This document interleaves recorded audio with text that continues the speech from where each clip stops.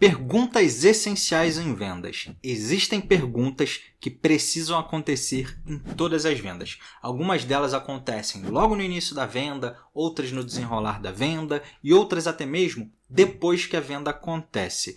E não fazer essas perguntas pode fazer com que a sua venda demore mais para acontecer, ou pode fazer com que você perca tempo com um lead desqualificado e também pode fazer com que você perca oportunidades de fazer mais vendas. Então, para que você não perca mais nada disso, fica comigo até o final do vídeo. Fala, meu amigo vendedor e minha amiga vendedora. Meu nome é Rodrigo Marques e nesse canal você aprende sobre vendas de uma forma descomplicada.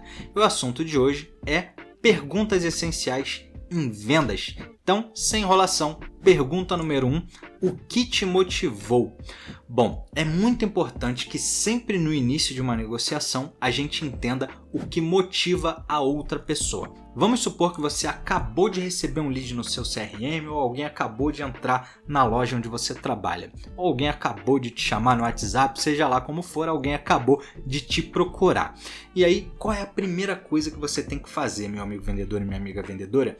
É entender de verdade por que aquela pessoa está te procurando, por que ela está buscando o teu produto ou o teu serviço. Porque entender essa motivação é o que vai nortear a negociação, é o que vai fazer com que você entenda de verdade o que precisa para resolver o problema daquela pessoa.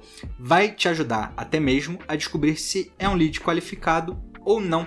Por quê? Para pensar. Imagina, por exemplo, que você trabalha em um escritório de contabilidade que só atende prestadores de serviço. Chegou alguém querendo abrir uma empresa que é de comércio. Então não adianta você perder tempo conversando com essa pessoa, é um lead desqualificado para você. Então perguntar a motivação da pessoa já vai deixar as coisas mais transparentes desde o início e te ajudar a descobrir se aquele lead é qualificado ou não. Além disso, vai te ajudar em outras etapas da negociação também, como por exemplo, na hora de utilizar um backtracking, que é uma técnica de negociação, que inclusive tem vídeo aqui no canal, vou deixar o card lá no final para você não perder esse conteúdo. E você vai utilizar essa pergunta principalmente para entender o contexto do seu potencial cliente. Vamos lá, existem perguntas que são fechadas e abertas. Qual é a diferença? Pergunta fechada é aquela que não dá margem para muitas respostas, a pergunta de sim ou não, A ou B.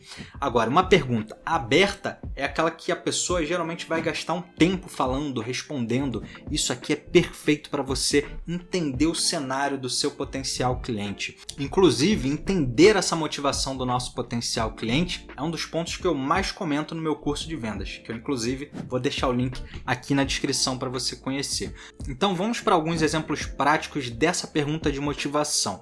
Você não precisa perguntar necessariamente do jeito que eu explico aqui. Cada um vai adaptar para o seu próprio contexto, então adapte para a sua realidade e até mesmo para a forma que você fala. Você não precisa falar igualzinho eu estou falando aqui. Mas vamos lá, vamos pensar em alguns exemplos. O que você pode falar? Fulano, o que te motivou a buscar uma nova contabilidade? Fulano, me conta por que você precisa de um novo carro? Fulano, me conta um pouco mais sobre por que você precisa de um terno.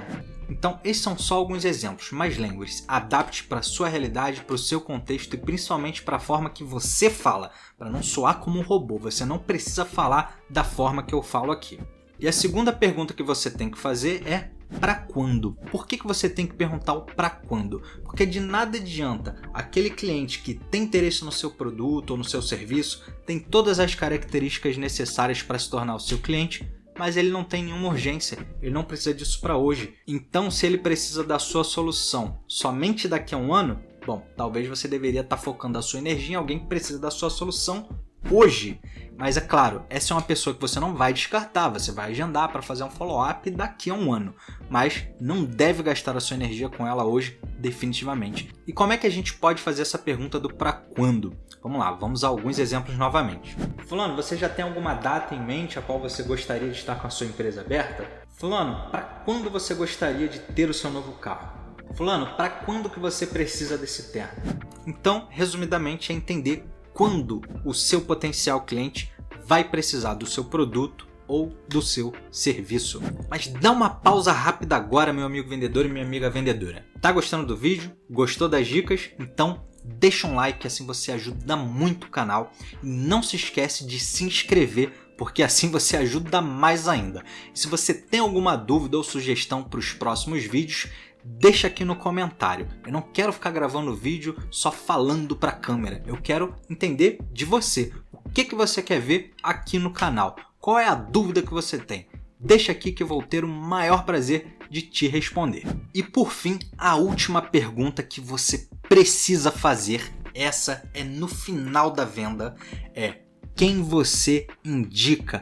Essa pergunta aqui vai te gerar muita oportunidade e infelizmente eu vejo muito vendedor que não faz. Isso aqui é uma fonte de lead para cada venda que você faz.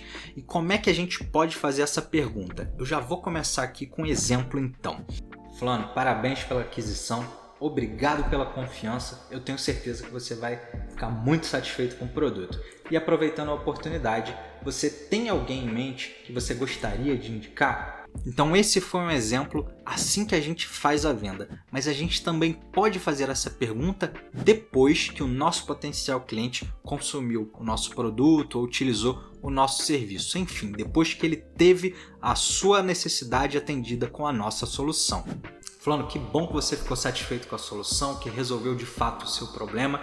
Eu acredito que você deve conhecer pelo menos aí umas 5 pessoas que também passam por isso ou podem estar passando. Você poderia me indicar 5 pessoas?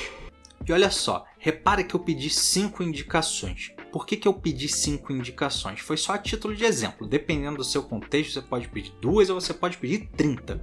Mas vamos lá. O que eu quero aqui? Eu quero ancorar em um número alto, porque eu sei que a pessoa talvez não me passe 5 indicações. Mas se esse cliente não tem 5 pessoas para me indicar, depois de estar ancorado nas 5 indicações, eu posso perguntar para ele: você teria pelo menos 1 ou 2 pessoas para indicar? Então esse cliente, diante da ancoragem dos 5, vai ver que 1 ou 2 indicações é algo muito tranquilo de fazer. Então você certamente vai conseguir indicações dessa forma. Isso inclusive é uma excelente forma de você não ficar refém somente dos leads gerados pela empresa ou de prospecção ativa que você faz no LinkedIn, no Instagram e etc. E eu sei que nessa hora de pedir indicação tem muito vendedor que tem medo de ser chato. E esse não é o único momento que o vendedor tem medo de ser chato, né? Na hora de fazer um follow-up também, tem vendedor que tem muito medo de parecer excessivo. Ele quer ser persistente, mas tem medo de ser chato. Então, se você passa por isso, eu recomendo fortemente que você assista agora o vídeo que está passando na sua tela, onde eu te ensino como ser um vendedor persistente sem ser chato. E se você não deu like ou se inscreveu naquela hora que eu pedi, a hora é agora.